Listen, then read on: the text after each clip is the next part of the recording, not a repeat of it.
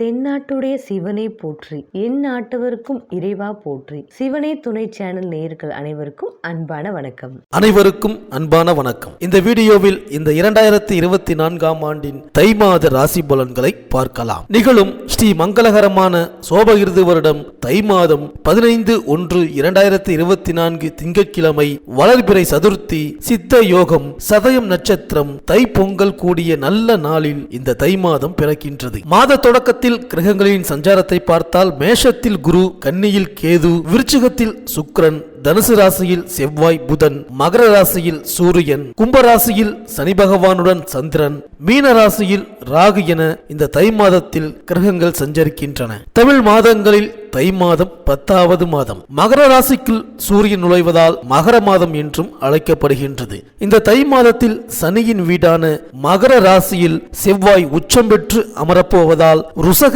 யோகம் உருவாக போகின்றது. ருசக யோகம் என்பது ஜோதிடத்தில் கேந்திரம் எனப்படும் லக்னம் மற்றும் 4, 7, 10 ஆகிய இடங்களில் செவ்வாய் அமையும் போது ருசக யோகத்தை அளிப்பார். சர லக்னங்கள் எனப்படும் மேஷம், கடகம், துலாம், மகரம், ஸ்திர லக்னங்களான ரிஷபம், சிம்மம், விருச்சிகம், கும்பம் ஆகிய 8 லக்னங்களுக்கு மட்டுமே ருசக யோகம் செயல்படும். தமிழர் திருநாளாம் தங்கநிகர் பொங்கல் திருநாள் 15/1/2024 திங்கட்கிழமை அன்று வருகின்றது. அன்றைய தினம் காலை 9:30 மணி முதல் 10:30 மணிக்குள் பொங்கல் பானை வைப்பது நல்லது. வீட்டில் வயது முதிர்ந்தவர்கள் மஞ்சள் கொத்து கட்டிய பானையை கையில் எடுத்து கிழக்கு நோக்கி நின்று சூரியனை வழிபட்டு அதன் பிறகு அடுப்பினை 3 முறை சுற்றி அந்த பானையை வைக்க வேண்டும். பானையில் வண்ணமயமான கோலமிட்டிருப்பது நல்லது. மாட்டுப் பொங்கல் அன்று காலை சிவாலயங்களுக்கு சென்று நந்தி வழிபாடு மேற்கொள்ள வேண்டும். எல்லா விதமான மாலைகளையும் சூட்டி நந்தியை அலங்கரித்து வைத்திருப்பார்கள். அவரை தரிசிப்பது மிகவும் நல்லது. நந்தி பதிகம் பாடினால் நலம் கிடைக்கும், வளம் சேரும். வீட்டு பொங்கலுக்கு மறுநாள் மாட்டு பொங்கல் வைத்து கொண்டாட வேண்டும். 16/1/2024 செவ்வாய்க்கிழமை அன்று மாட்டு பொங்கல் வருகின்றது. அன்று காலை 7:30 மணிக்கு மேல் 8:30 மணிக்குள் பொங்கல் வைத்து கோபூஜை செய்து வழிபட உகந்த நேரமாகும். மேலும் தை அமாவாசை 9/2/2024 வெள்ளிக்கிழமை அன்று வருகின்றது. தை மாதம் வரக்கூடிய அமாவாசை திதியில் நமது முன்னோர்களை நினைத்து வழிபட்டால் எந்த நாளும் இன்பமாக வாழலாம். தை பிறந்தால் வழி பிறக்கும் என்று சொல்வது வழக்கம்.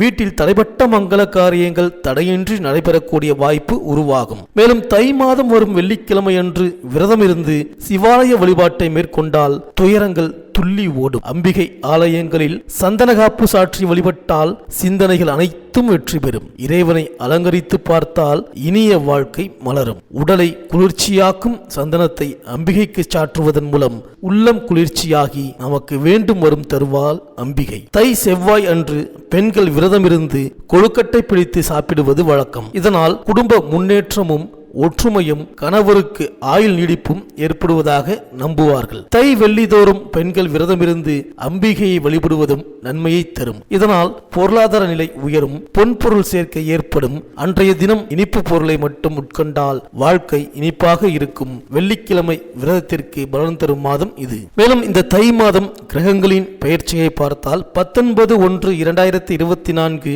அன்று சுக்கிரன் தனுசு ராசிக்கு பெயர்ச்சியாகின்றார். 27/1/2024 அன்று புதன் தனுசு ராசியிலிருந்து மகர ராசிக்கு பெயர்ச்சியாகின்றார். 4/2/2024 அன்று செவ்வாய் தனுசு ராசியிலிருந்து தனது உச்ச வீடான மகர ராசிக்கு பெயர்ச்சியாகின்றார். இந்த கிரகங்களின் சஞ்சாரம் மற்றும் மாற்றத்தினால் உங்கள் ராசிக்கு என்னென்ன பலன்கள் கிடைக்கப் போகின்றது, நீங்கள் செய்ய வேண்டிய பரிகாரங்கள் என்ன என்று இந்த வீடியோவில் பார்க்கலாம். அனைவருக்கும் இனிய பொங்கல் திருநாள் நல்வாழ்த்துக்கள். புத பகவானை ராசிநாதனாக கொண்ட மிதுன ராசி அன்பர்களே, இந்த தை மாத கிரக நிலைகளை ஆராய்ந்து பார்க்கும் பொழுது மாத தொடக்கத்தில் 9ஆம் இடத்தில் சனி பகவான் சஞ்சரிக்கின்றார். ஒளிமயமான வாழ்க்கைக்கு உத்திரவாதம் தருமிடம் 9ஆம் இடம். அங்கு சஞ்சரிக்கும் சனி பகவான் நல்ல பலன்களை அள்ளி வழங்குவார். குரு பகவானும் நன்றாக இருக்கின்றார். தொழில் ஸ்தானாதிபதி குரு லாபஸ்தானத்தில் சஞ்சரிப்பதால் தொழிலில் எதிர்பார்த்ததை காட்டிலும் கூடுதல் லாபம் கிடைக்கும். புதிய ஒப்பந்தங்கள் அதிகரித்து பொருளாதாரத்தை சீர் செய்யும். தேங்கிய பணிகள் இனிமேல் துரிதமாக நடைபெறும். மாத தொடக்கத்தில் உங்கள் ராசிக்கு 11ஆம் இடமான லாபஸ்தானத்தில் சஞ்சரிக்கும் குரு பகவானின் பார்வை 3, 5, 7 ஆகிய இடங்களில் பதிகின்றது. எனவே முன்னேற்ற பாதையில் அடியெடுத்து வைப்பதற்கான முயற்சிகள் கைகூடும். திருமணம் கைகூடாதவர்களுக்கு திருமணத்தை அகன்று வரன்கள் வந்து சேரும். பூர்வீக சொத்துக்கள் கைக்கு கிடைக்கலாம். தொழிலில் புதிய முதலீடுகள் செய்து வருமானத்தை பெருக்கிக் கொள்ள வழிவகை செய்து கொள்வீர்கள். மேலும் உங்கள் ராசிக்கு 9ஆம் இடமான பாக்கியஸ்தானத்தில் சனி பகவான் சஞ்சரிக்கின்றார். இதுவரை அஷ்டமத்து சனியின் பிடியில் சிக்கியிருந்த உங்களுக்கு இப்பொழுது விடிவு காலம் பிறந்துவிட்டது. படிப்படியான முன்னேற்றம் ஏற்படும். மூடி கிடந்த தொழிலுக்கு திறப்பு விழா நடத்துவீர்கள். தொழில் மற்றும் உத்தியோகத்தில் இதுவரை இருந்த பிரச்சனைகள் ஒவ்வொன்றாக தீரும். சனியின் பார்வை 3, 6, 11 ஆகிய இடங்களில் பதிவாகின்றது. எனவே உடன் பிறந்தவர்களால் ஏற்பட்ட பிரச்சனைகள் அகலும். வழக்குகள் சாதகமாகும். உடன்பிறப்புகளின் திருமணத்தை முன்னின்று நடத்தி பெருமை காண்பீர்கள். உத்தியோகத்தில் பணி நீக்கம் செய்யப்பட்டவர்கள் மீண்டும் சேரும் வாய்ப்பு கிடைக்கும். ஒரு சிலர் விருப்ப ஓய்வில் வெளிவந்து சுய தொழில் தொடங்கும் முயற்சியில் ஆர்வம் காட்டுவீர்கள். தொழில் செய்பவர்களுக்கு பணியாளர்கள் தொல்லை அகலும். பழைய பங்குதாரர்களை விலக்கிவிட்டு புதிய பங்குதாரர்களை சேர்த்துக் கொள்ள முன்வருவீர்கள். சனியின் பார்வை லாபஸ்தானம் எனப்படும் 11ஆம் இடத்தில் பதிவது யோகம்தான். பாக்கியஸ்தானத்தில் சஞ்சரிக்கும் சனியின் பார்வை லாபஸ்தானத்தில் பதிவதால் பொருளாதாரத்தில் உச்சநிலை ஏற்படும். ராஜயோக வாழ்க்கைக்கு அடித்தளம் அமையும். இளைய சகோதரத்தோடு இணக்கம் உருவாகும். எதை செய்தாலும் அதை சிறப்பாக செய்து முடிப்பீர்கள். உத்தியோகத்தில் உள்ளவர்களுக்கு வெளிநாட்டில் உள்ள நிறுவனங்களில் இருந்து அழைப்புகள் வரலாம். மேலும் ஜனவரி 19ஆம் தேதி தனுசு ராசிக்கு சுக்கிரன் செல்கின்றார். உங்கள் ராசியை பொறுத்தவரை 5, 12 ஆகிய இடங்களுக்கு அதிபதியானவர் சுக்கிரன்.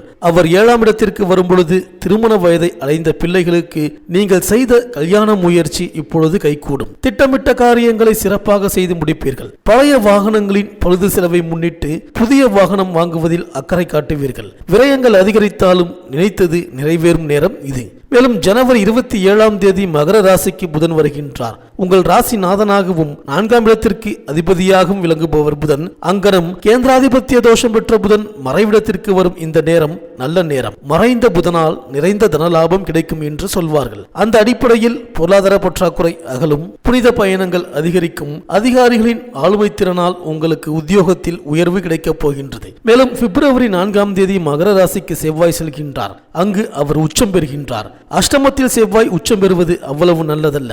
ஆரோக்கிய தொல்லை அதிகரிக்கும். அதிகாலை முதல் இரவு வரை உழைக்க வேண்டிய நிர்பந்தம் வந்து சேரும். பணம் கையில் தங்கவில்லையே என்று கவலைப்படுவீர்கள். கடன் பிரச்சனையின் காரணமாக சிலருக்கு சொத்துக்களை விற்கும் சூழல் கூட உருவாகலாம். திடீர் மாற்றங்கள் அடிக்கடி நிகழும். பொது வாழ்வில் உள்ளவர்களுக்கு புதிய பொறுப்புகள் வந்து சேரும். வியாபாரம் தொழில் செய்பவர்களுக்கு பாக்கிகள் வசூலாகி பரவசப்படுத்தும். உத்தியோகத்தில் உள்ளவர்களுக்கு உயர் அதிகாரிகளின் ஆதரவு உண்டு. மேலும் மாத தொடக்கத்தில் உங்கள் ராசிக்கு 10ஆம் இடத்தில் ராகுவும் 4ஆம் இடத்தில் கேதுவும் சஞ்சரிக்கின்றார்கள். எனவே தொழிலில் இருந்த குறுக்கீடுகள் அகலும். தொழில் போட்டிகளை சமாளிப்பீர்கள். பெற்றோரின் உடல் நலத்தில் கவனம் தேவை. என்றைக்கோ வாங்கி போட்ட இடத்தை லாபத்துடன் விற்க நேரிடலாம். கேதுவின் ஆதிக்கத்தால் அடிக்கடி ஆரோக்கியத்தில் அச்சுறுத்தல் ஏற்படலாம். தாய் வழி உறவுகளால் சில பிரச்சனைகளை சந்திப்பீர்கள். முறையான சர்பசாந்தி வழிபாடு உங்கள் முன்னேற்றத்திற்கு கை கொடுக்கும். இந்த மிதுனராசி பெண்களுக்கு இந்த மாதம் நல்ல சந்தர்ப்பங்கள் உங்களை நாடி வரப்போகின்றது.